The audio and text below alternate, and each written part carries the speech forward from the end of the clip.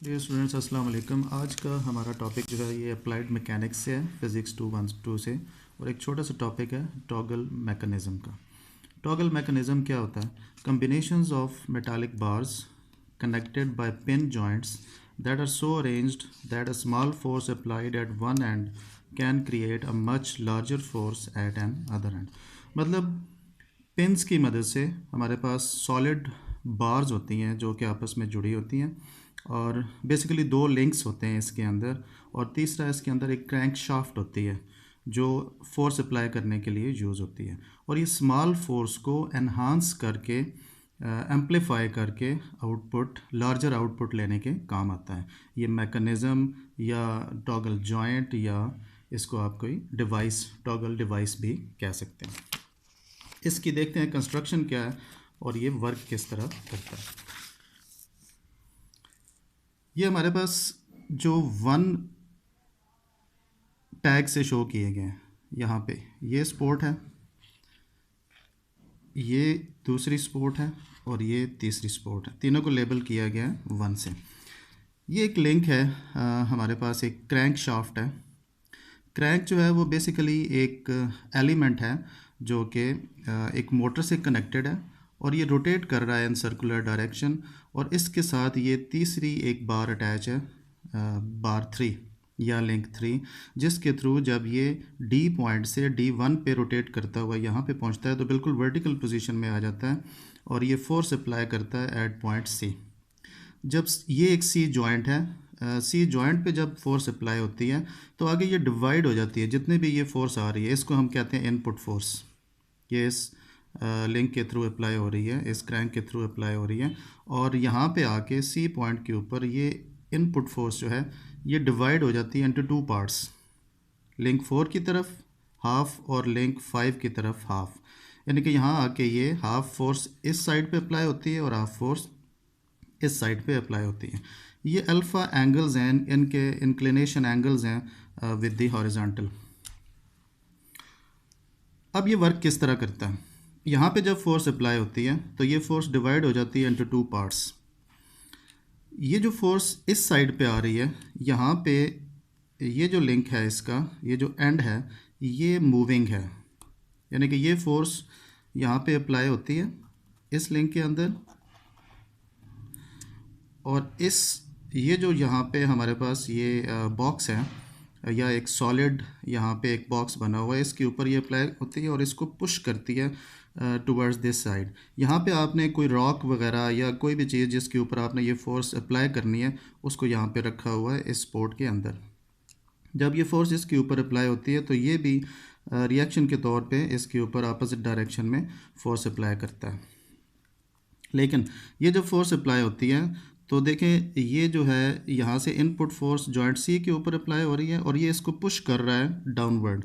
तो ये जो एंगल अल्फ़ा है ये चेंज होता है। अभी इस पोजीशन में जबकि फोर्स अप्लाई नहीं हो रही तो ये एंगल अल्फ़ा जो है वो कोई एंगल दे रहा है, काफ़ी सारा एंगल बन रहा है। एंगल की वैल्यू जो है वो सपोज 30, 40, 50 जितनी भी बन रही है। लेकिन जब फोर्स अप्लाई होती है तो ये इसको पुश करता है डाउनवर्ड। तो जितना ये डाउनवर्ड पुश होगा उतना ही फोर्स इसके ऊपर अप्लाई होगी, और एज अ रिज़ल्ट ये जो रॉक या जिस चीज़ को आपने प्रेस करने के लिए रखा हुआ है, जिसके ऊपर आप आउटपुट ले रहे हैं, उसके ऊपर ये इस तरफ स्लाइड करता है और उसके ऊपर ये फोर्स अप्लाई होती है। ये जो कॉर्नर है इसका ये फिक्स होता है। तो इसका मैकेनिकल एडवांटेज जो है, अब क्या है कि जितनी इनपुट फोर्स अप्लाई करते हैं उसके मुकाबले में जो आपको आउटपुट फोर्स मिलती है वो बहुत ज़्यादा मिलती है। तो इसका मतलब इसका मैकेनिकल एडवांटेज टॉगल मैकेनिज़्म का जो है वो ज़्यादा होता है। तो वो किस तरह हम कैलकुलेट कर सकते हैं उसको देखें। अगर हम ये ट्रायंगल कंसिडर करें, यहाँ पे हम यहाँ से परपेंडिकुलर ड्रॉ करते हैं, ये आपके पास पॉइंट ओ आ गया, ये एंगल 90 का बन गया। अब आपके पास ये ट्रायंगल बन गई BOC। तो यहाँ से अगर देखें ये एंगल अल्फ़ा है। अगर हमने इसका मैकेनिकल एडवांटेज निकालना है या फोर्स निकालनी है इनपुट और as a result output force देखनी है, तो हम यहाँ से टेंजेंट अल्फ़ा कैलकुलेट कर सकते हैं। तो अगर हम इसको दोबारा ड्रॉ करें इसी ट्रायंगल को तो हमारे पास ये ट्रायंगल बनेगी BOC। देखिए ये जो जब इस लिंक 5 के थ्रू इस रॉक के ऊपर फोर्स अप्लाई होती है, ये इसको इधर पुश करता है, तो रिजल्टेंट के तौर पे ये भी इसके ऊपर फोर्स अप्लाई करता है as a result of this force, reactional force होती है। तो ये जो बिल्कुल इसके इक्वल एंड अपोजिट है, तो हम इस हॉरिजॉन्टल साइड को आर के इक्वल ले सकते हैं जो कि रिएक्शनल फोर्स होगी। अब ये जो फोर्स है इनपुट वो यहाँ पे आके डिवाइड हो जाती है, तो बिल्कुल इसके अपोजिट जो वर्टिकल साइड है ये हाफ हो जाएगी, F/2 हो जाएगी, क्योंकि हाफ इस डायरेक्शन में और हाफ इस डायरेक्शन में। तो ये आपके पास परपेंडिकुलर साइड आ गई, ये इसकी हॉरिजॉन्टल साइड आ गई, या वर्टिकल ओवर हॉरिजॉन्टल साइड। तो इन दोनों में जो रेशो है वो आपके पास टेंजेंट बनेगी। तो एंगल क्योंकि इसका अल्फ़ा बन रहा है तो हम इसको टेंजेंट अल्फ़ा ले सकते हैं। तो tangent alpha will be equal to F/2 over R आ जाएगा, यानी कि perpendicular side over horizontal side. तो यहाँ से आप इसको क्रॉस मल्टीप्लाई कर दें तो F/2 is equal to r tangent alpha हो जाएगा, या F की वैल्यू निकाल लें तो F is equal to 2r tan alpha हो जाएगा। अब देखें, अगर ये जो एंगल है, देखें यहाँ से जब फोर्स अप्लाई होती है और ये जो लिंक है इन दोनों बार्स को डाउनवर्ड पुश कर रहा है जॉइंट सी के ऊपर, अगर ये इतनी फोर्स इसके ऊपर अप्लाई हो कि ये मूव करते करते ये बिल्कुल कोलिनियर हो जाएं, यानी कि ये दोनों लिंक बिल्कुल कोलिनियर हो जाएं, एक लाइन में आ जाएं या ऑलमोस्ट एक लाइन में आ जाएं, या जो एंगल अल्फ़ा है ये कम होते होते ज़ीरो के करीब आ जाए, तो फिर क्या होगा।